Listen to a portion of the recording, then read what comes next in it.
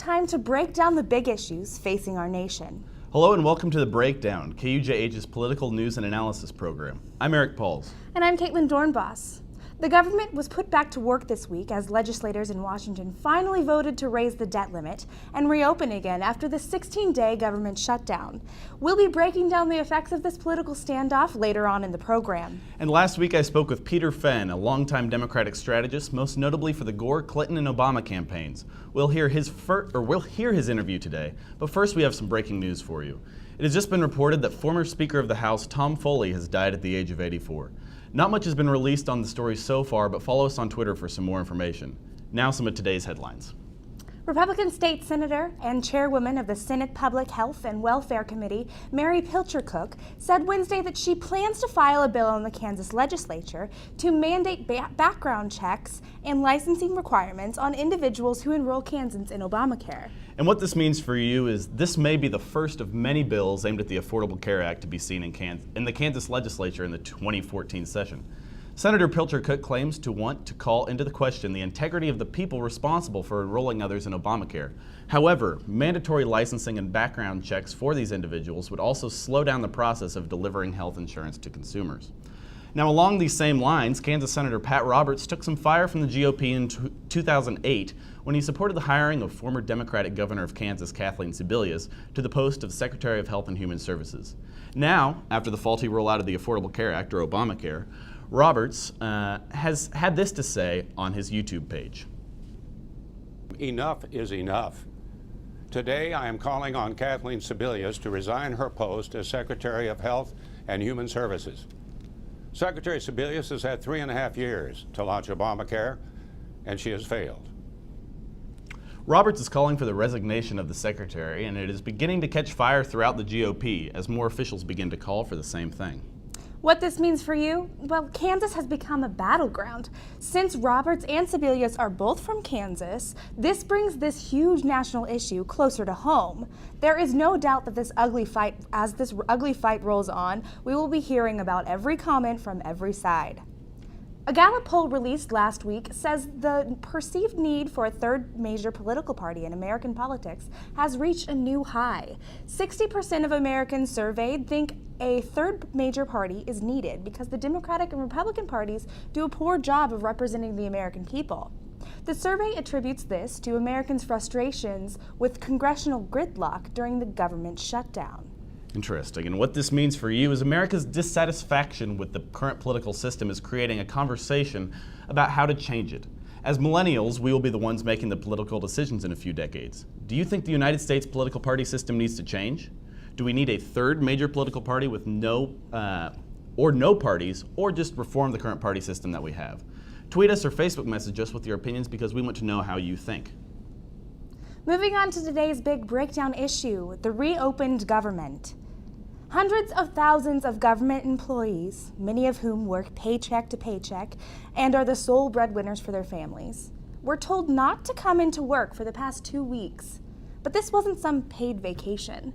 These people, they all have names and faces. They were all sacrificed by our legislators who couldn't come to an agreement. And after a 16-day government shutdown, a bipartisan group of legislators in Washington finally passed a plan to fund the government and raise the debt ceiling until January 15th, meaning we will have this same discussion in just 3 months. While all the members of Kansas's congressional delegation in Washington refused to vote on a bill that would have prevented the government shutdown in the first place, 2 Kansas legislatures, Representative Lynn Jenkins and Senator Jerry Moran, voted to reopen the government and lift the debt limit in a bipartisan measure to fund the government for the next 3 months. Representative Tim Huelskamp, Mike Pompeo, Kevin Yoder, and Senator Pat Roberts all refused to fund the government to avoid default. What this split really means is the polarized differences in the Republican Party. And of those differences, the most notable is the do whatever it takes, no matter the cost approach of the Tea Party conservatives. And then there is a side of the GOP which is more willing to compromise and come to the table. The Tea Party views this as a surrendering of the principles that they are fighting for, essentially. And as political observers, it can be difficult not to view these varying votes cynically.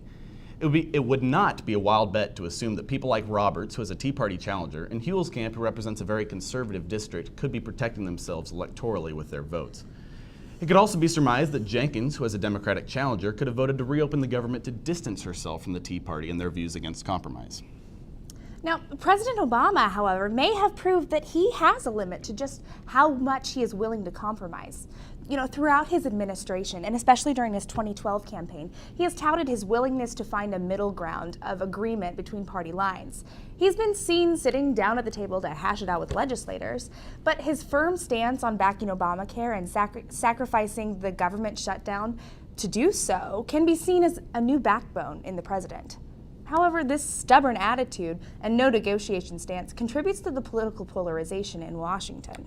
In the last 3 or 4 decades, we have had famous showdowns across the negotiating table between people like Republican President Ronald Reagan and Democratic Speaker Tip O'Neill, or Democratic President Bill Clinton and Republican Speaker Newt Gingrich. Here's the difference between those and what we have today. They sat across from each other and battled. They didn't do it from a distance. They got in a room, the president with the leading opposition, and left that room with a compromise. It is quite the opposite of what happened here, and the closest thing that we had really was Majority Leader Harry Reid and the Minority Leader Mitch McConnell in the Senate. They brokered somewhat of a compromise. Shutting down the government for 16 days also makes America lose credibility on a global scale. This is a point particularly important for millennials. Many members of Congress right now are part of an older generation. They won't be still in Congress in a few decades, so America's credibility doesn't really affect them in the long run. Who will be in Congress in a few decades? Millennials. Millennials will be the ones affected when our global counterparts don't find our country credible. Millennials, you and me and Eric, we're all the ones who will face these political implications. The shutdown's ramifications are widespread. So was it all worth it? We'll be right back. Wow. College already. Yeah. It's conversational. That was better. That was the most conversational we've gotten. Is this where I hop out? Okay. Should I leave my mic here? Just go over. No, he doesn't. It says Caitlin. And remember that. Seatbelt. Sometimes I Drive call safe. Call when I get there. That's okay. It's a good thing. Eric, Yeah. I love you. just be quiet. I love you too, Daddy. And thanks for everything.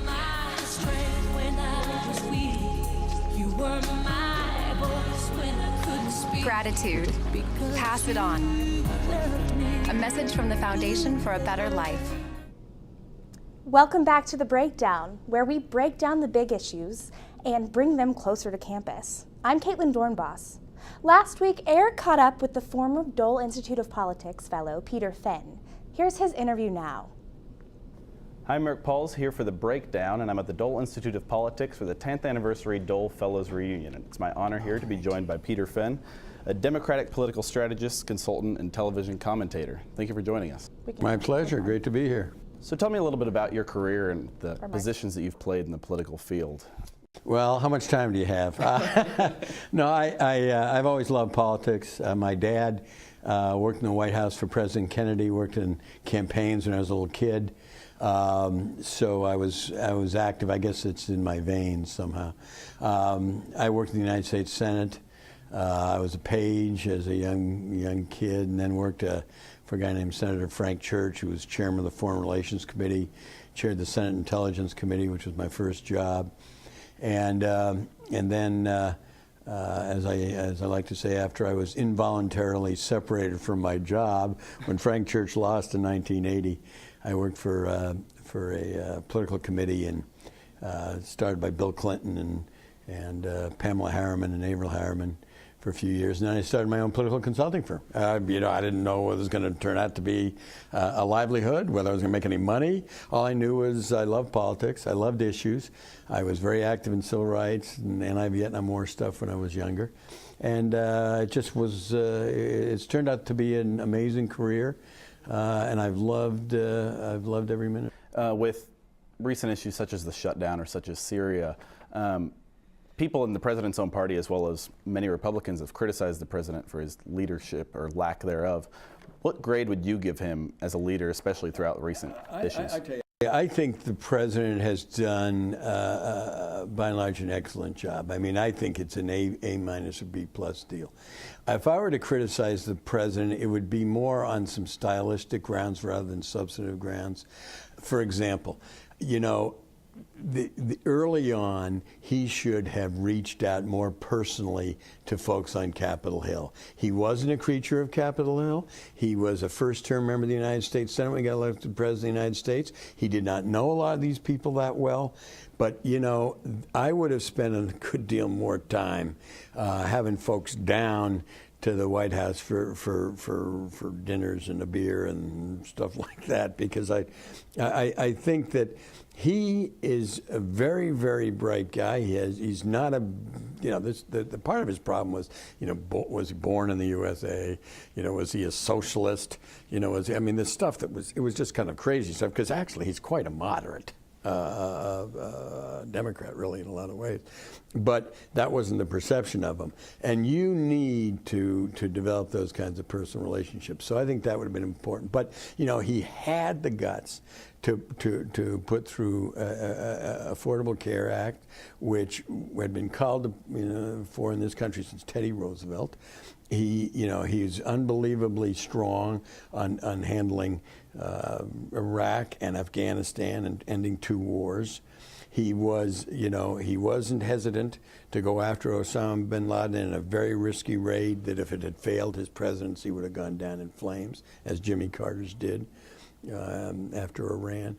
When it comes to the issues of civil rights, gay and lesbian rights, helping the middle class, giving people kind of a hand up so that they can succeed in this country. I think his approach has been an A approach in those kinds. This being a college campus, you don't see a lot of college students engaged in really paying attention to the issues that will affect them today or down the road. Why do you think it is important for them to be engaged now? Well, I think that you have to draw a distinction between engagement in politics and political campaigns, which, to be honest, is not something that a lot of college students are focusing on. It just isn't.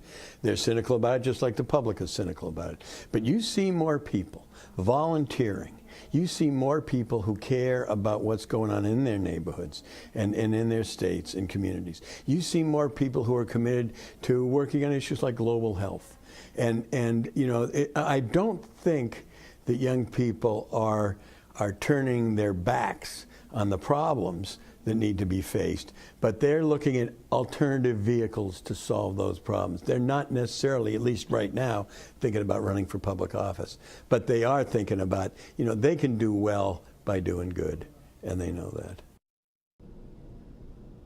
We'll be right back.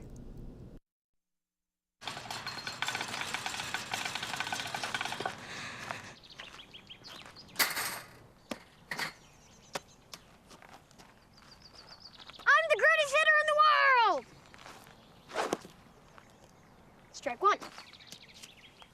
I'm the greatest hitter in the world! Strike 2.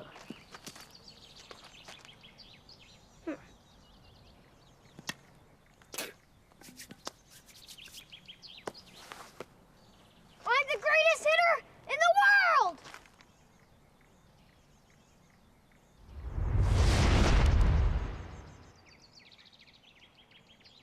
Strike 3. Wow, I'm the greatest pitcher in the world. Optimism. Pass it on. A message from the Foundation for a Better Life. That's all for this week. I'm Caitlin Dornbos. And I'm Eric Pauls. And we appreciate you tuning into The Breakdown. Join us again next week for more political news and analysis at 11 a.m. Friday. Remember to like us on Facebook at The Breakdown KUJH and follow our tweets at Breakdown KUJH. If you're interested in becoming a political correspondent for The Breakdown and you are a student at the university, send in an email to breakdown.kujh@gmail.com. Also, tune in at 10 a.m. every Friday right here on KUJH for Good Morning KU at 10 a.m. and 6 p.m. on Tuesdays for the Jayhawk Sports Report. I'm Eric Pauls. And I'm Caitlin Dornbos, and we'll see you next week as we break down the nation's big issues.